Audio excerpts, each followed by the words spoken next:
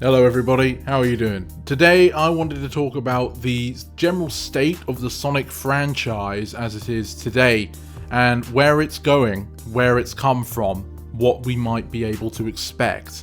Obviously, Sonic's been through many ups and many downs, but if you're watching this video, you're probably well immersed in his performance, at least in recent years. But really, recent years are the biggest reason for making a video like this, because Sonic has been doing a lot better than he has been doing since, let's say, 2012. The amount of games that we're getting in a short amount of time has skyrocketed, really. We used to get games once every 5 years or so throughout the 2010s. Sometimes there were some spin-offs, but they usually didn't have a lot of budget put into them, and the one time it did with Sonic Boom, they really fumbled the way those games were developed, and we all know how they turned out. Complete disgraces. But now, we've had Sonic Origins Plus, we've had Sonic Frontiers, Sonic Superstars, the final update for Sonic Frontiers, and apparently some news sources are claiming there may be yet another Sonic game releasing in 2024. So there is a lot on the plate and potentially even more on the horizon. And this has been a point of criticism for the series before, basically since it came out in the 90s, but also throughout the 2000s as well. The Sonic franchise was basically pumping out games left and right of varying scale, some major releases, some smaller side projects, but there were a constant flow of games. And personally, I really enjoyed that mentality of handling the Sonic series, because even if there was a game that perhaps I didn't enjoy as much, there was something coming out soon enough that I might enjoy even more anyway. So negative experiences didn't tend to stick, and you had a greater chance of finding things you enjoy. Usually in games, you would say that the more you're putting out in a small amount of time, the bigger impact it has on quality of the games, and that's a fair statement. People have even made it for Sonic and encouraged them, especially after 06, to slow down. But the thing is, at least with Sonic, that doesn't seem to be entirely true, because the 2010s did slow down production of both main and side games, but unfortunately it didn't increase the quality. In some aspects, I felt like the games were worse. Not in all. Sonic Lost World, for instance, was very polished. It had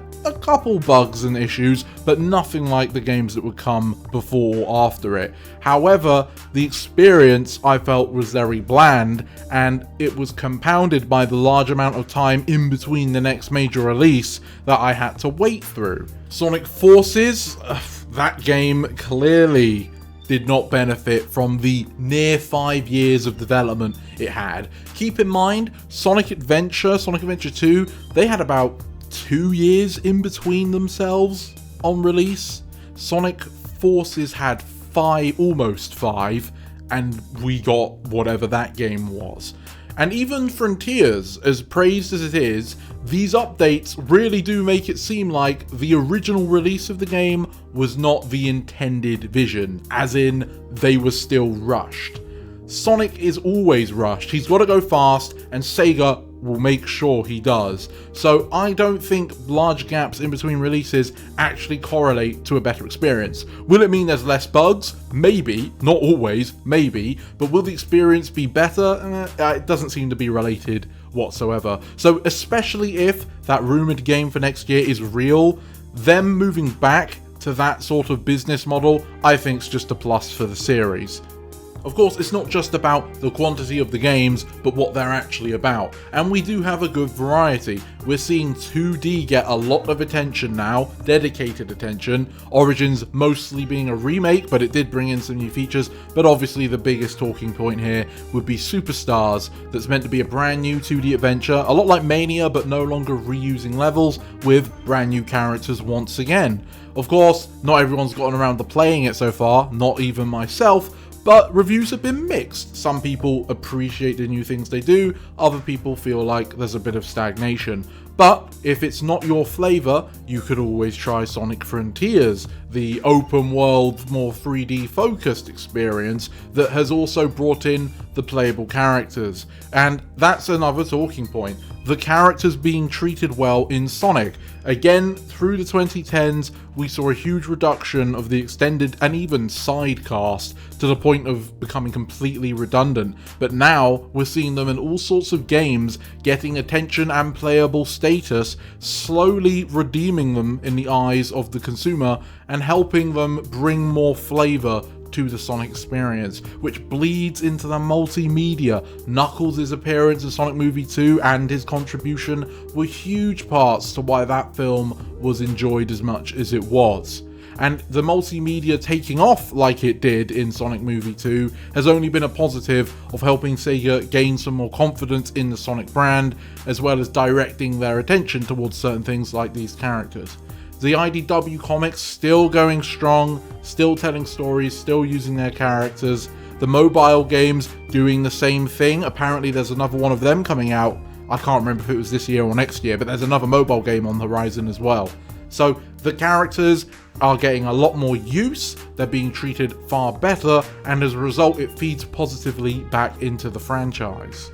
Public perception of Sonic these days, I think it's quite fair to say, is just better than it's been for a long time now. The movies began the trend. Without the films, I don't think Sonic would have recovered. Sega were treating it as just a low budget cash grab, and there was not a lot of love being put into it. But the movies showed people can still care about this series, and the second movie showed that using your characters and actually daring to do something with them can pay off, like it did for Sega way back in the 90s and beyond.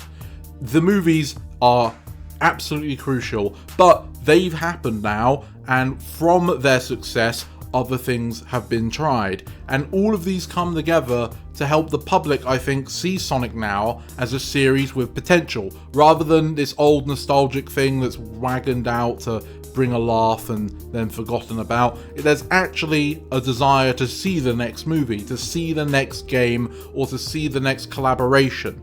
Sonic Speed Simulator in Roblox apparently is very popular, and that's just a tie-in promotion deal. Sonic has the Minecraft tie-in promotional deal, and these deals wouldn't continue to be made if 1, they failed at attracting people, but 2, these partner companies have to see Sonic in somewhat of a positive light to even bother reaching out or accepting a deal with them, which is very telling. And the more and more of these we see, the more positive the Sonic franchise's image must have become. So where is it heading? Honestly, it's never easy to tell where the game franchise might go. Something could come out like 06 again and just tank the reputation, but I don't think they'll be making that mistake for a third time. The general gist seems to be that Sonic's on an upward trend. It will have to work hard to maintain it by continuing to put out content that's well received, especially with the games and movie 3 which comes out next year. But yes, I think it's a positive trend, and it's safe to say you can look forward to what's coming up. Though that is just my opinion. There are many different takeaways you could have. Perhaps you don't think Sega have been handling the 2D aspect of the franchise that well, or you think they're too busy following trends again. Let me know in the comments below. And thank you for watching this video all the way to the end. If you liked it, please leave a like, comment and subscribe to support the channel.